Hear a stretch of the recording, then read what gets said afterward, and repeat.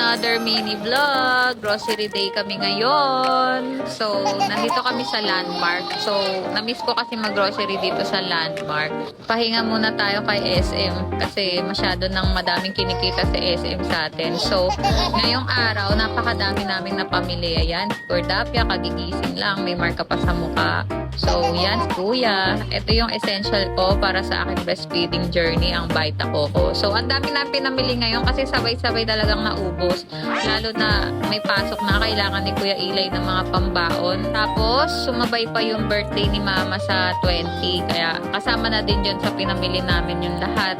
Kasi maghahanda siya sa school. Kayo din ba, pag nag-grocery, minsan kinakabahan? Ako, sobrang kabado ako. Ayan, 15,000 na.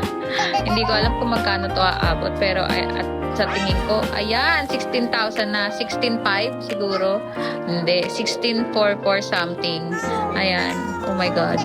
Pero at least, diba, nabili na lahat. Kasi sabay-sabay talaga naubos yung sabon, panglaba, yung lahat ng stocks, pagkain, frozen foods, ganon. Ay, pero tipid pa nga yun kasi hindi na nagda-diaper si Kulot eh. Yung pangalawa ko, tsaka ito si Kuya. Kasi yung gatas na Elia, diba, breast milk pa. Anyway, yun lang. Bye! Thank you for watching!